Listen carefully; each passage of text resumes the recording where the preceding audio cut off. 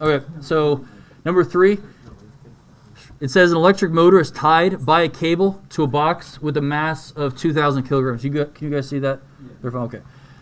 Mass of 2,000 kilograms. So 2,000.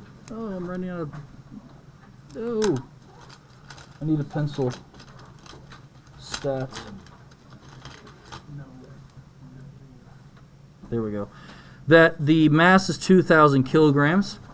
The electric motor has the ability to lift the box with an acceleration of 0.5. So that's basically the maximum acceleration it has. This is not a 4-part problem. This is really just 4 completely different problems here. So let's just analyze. So we're trying to figure out the tension that's going to be on the box, or tension in the cable for 4 different scenarios here. So let's draw our free body diagram here. Aside, so that's our box.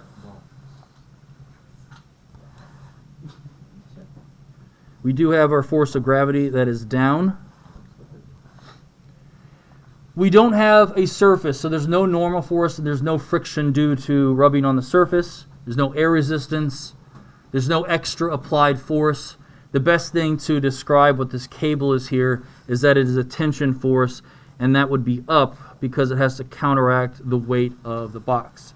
Not only does it have to counteract the weight of the box, it also has to be a part of the force that's going to speed it up and slow down. This is going to remain constant. This is going to change for our different scenarios here. So that's all that we have. So some of the force in the x direction, it's always important to state it. That's 0. Nothing right or left. And some of the forces in the y direction. So we'll figure out what the equation is, and then we'll answer what is it for A, B, C, and D. Everything up, which in this case is tension force, minus everything down, which is the force of gravity, equals the mass of our object times its acceleration in the y direction. So that's the basic setup of our problem. We should know that Fg is really mg. So let's plug in as much information as we can before we start looking up at A, B, and C, and D. So F of t minus the mass, which in this case is 2,000 up here, times 9.81 equals the mass times A of y. This, mass times A of y, and that is what is going to change for each of the different parts here.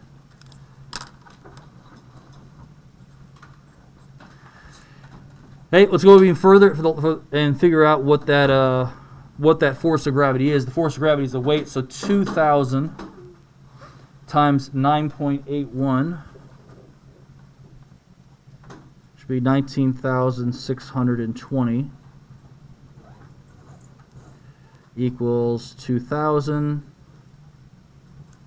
times A of y. So that's as far as we can go. And the only difference here in each of these scenarios here is that the acceleration in the y direction is going to be 0.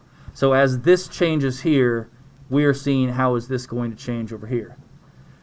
So let's look at over here at A, B, and C, and D, and we'll write it down here. So A, B, C, and then the D, which is what we're adding.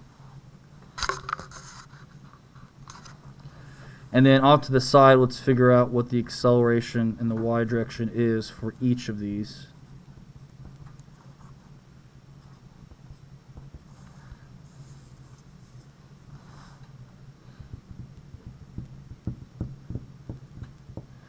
After we finish this problem, we'll discuss actually how elevators work, and at least just the basic mechanics of how they work. And most people have a misconception of what's actually going on with the elevator.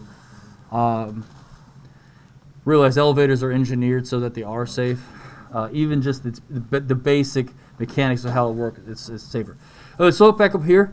The first one says how much tension is in the cable when the box is at rest. And if you're having to ask yourself, what's the acceleration? Okay, you ask yourself, is it speeding up when it's at rest? No.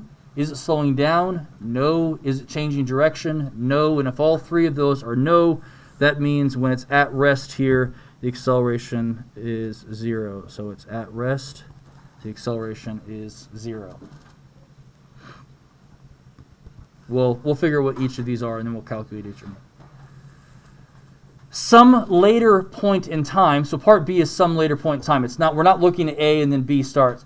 Some moment later would say we look away, now we're observing, it says now we're seeing how much tension is in the cable when the box is being lowered with a constant velocity. So now we're looking at it sometime later, and it's being lowered at a constant velocity.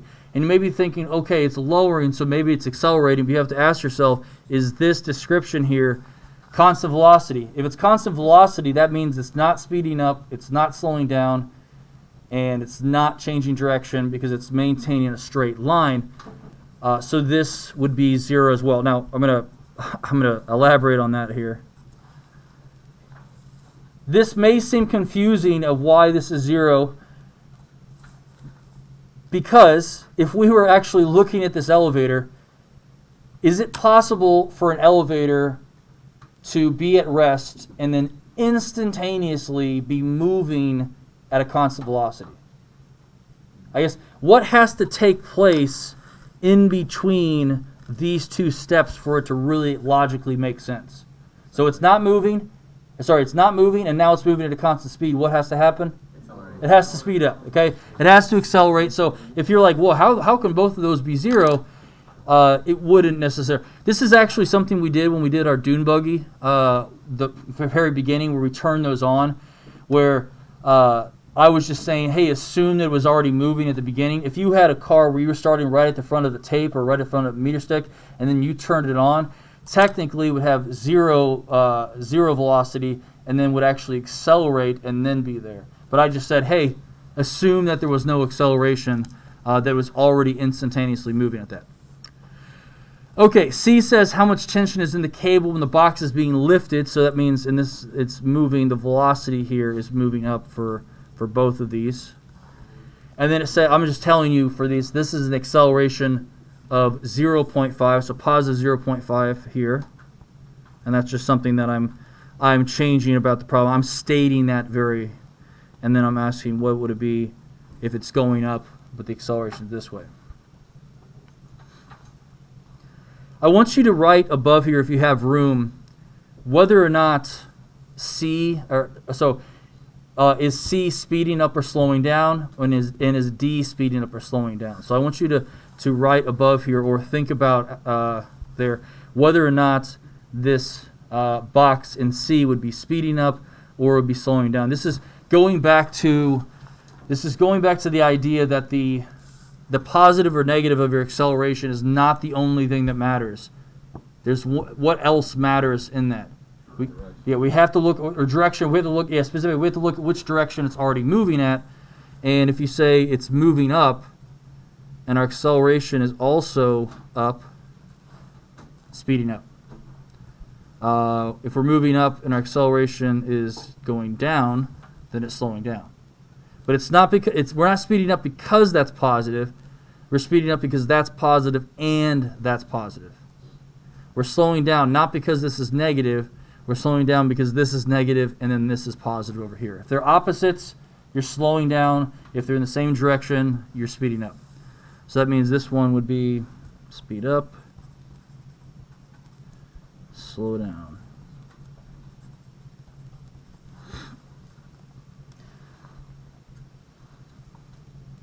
And if the equation we have up here is we can find the tension just by changing A of y, we'll go ahead and do that. I'd like at least write the equation out, everything plugged in, and then you can figure out what each of these are for that. So F of t minus 19,620, which is the weight of the car by itself.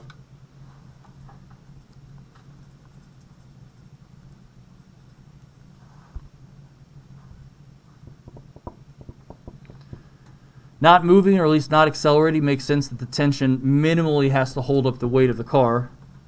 So that's why tension is there. Question may be, do we have to do the same calculation for A? Well, if you just say that the acceleration is the same as B, or do you have to do the calculation for B? If you recognize that these are both 0, it's going to be the same tension here and also there. I say why? Because the acceleration here is 0. It's the same up here.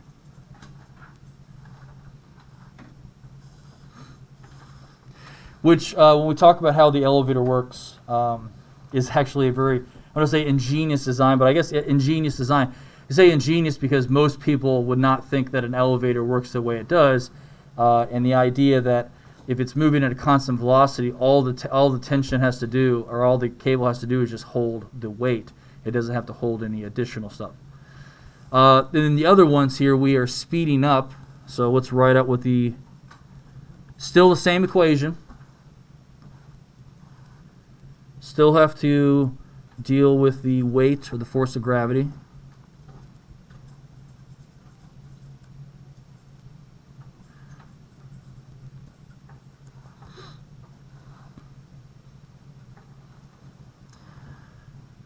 I'm going to rearrange this here, and so we're going to ask a really important conceptual question. So we're trying to challenge, like, mathematically, if you're looking at C, mathematically here, I guess hold on here. Mathematically, it says that we have to add this over to the other side. That's just what the math says. Conceptually, why? Conceptually, I guess, and logically, why are we adding these together? You know, why aren't we subtracting them? Why aren't we multiplying? What are we doing here? Caleb, you have an idea? Okay, I'm not saying math-wise. Yes, that's why we're moving it over the other side. But why is the tension in the cable the weight plus this extra force? Why isn't it the weight minus? Or why do we even have this extra part over here? Michael? Because it's going up when it's fighting gravity. Yeah. So minimally, the cable has to hold the weight, correct? And Newton's second law says F equals ma. We do not just want to get going at constant velocity. If we want to accelerate, in this case, if we want to speed it up, we need an extra little bit amount of force. This is all you need to hold it or get it to go at a constant velocity. This part right here is the amount you need to get it to actually accelerate. Okay? When you don't have that, you're going at a constant velocity. So in order to speed up here, we have to not only hold the weight of our cell, or of the box, we need an additional weight that is speeding it up. The greater acceleration requires a greater force. Yeah, Evan? So it's like the static friction idea, where like you have to have additional force to get it going, plus like... Yeah, it's a similar kind of idea there. Where in order, like not this one, from yesterday where we had here, and this isn't necessarily yours, it maybe, nope, yeah, it is yours. Where in order to get something to move, if we look at this equation right there, I know it's kind of messy right there. In order to move this box at a constant velocity, we minimally need 89.27 newtons to just move it at a constant velocity. But we don't want to do that. We want to actually speed it up. So that's why we add this additional amount. It's 89.27 just to keep it going at a constant speed, but we want to speed it up, so we need an additional force, and that additional force is why FA is bigger than FF, and then it accelerates. So it's like, this is the amount we need to get it to go constant velocity. I'm not saying that's what the velocity is. And this is the part we need for it to actually start to accelerate. Okay. And so then in our math here, that means that the tension force for C is going to be 20,620 newtons.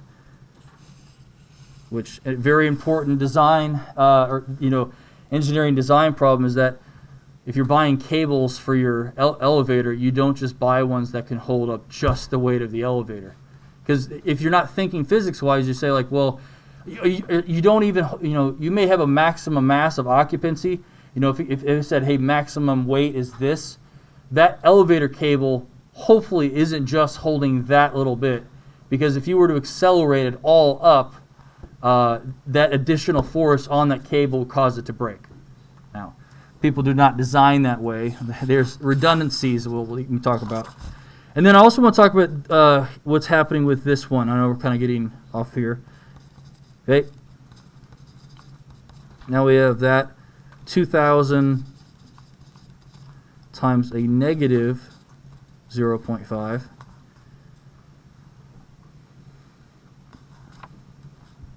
I just want to say causes. That causes. So that's what causes the constant velocity. That's what causes the constant acceleration. The additional amount of that. So here, if I rewrite it,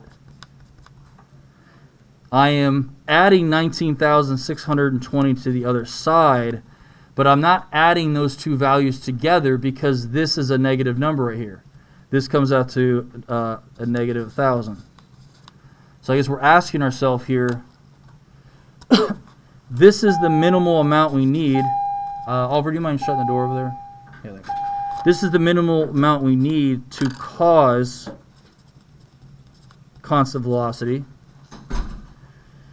But now we're not speeding it up. Okay, we still have F equals ma. If we're trying to accelerate it in the positive direction, we need a force accelerating in the positive direction the same way. In this case, we're trying to slow it down. So so we're trying to have, if we have a negative acceleration here, it's going to require a negative force, which is why in this case we are subtracting it. Okay, by trying to slow it down, that's why these forces are being subtracted here.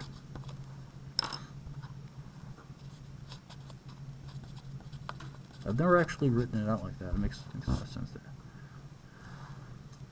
Hey, if there was no acceleration, once again we would go back to it being constant velocity. And if there was no, sorry, I was trying to think if there's no weight, if there was no tension, then that means that if there was no tension, that means your cable is broke and you would just be in free fall. So it would not be a fun time, had by all.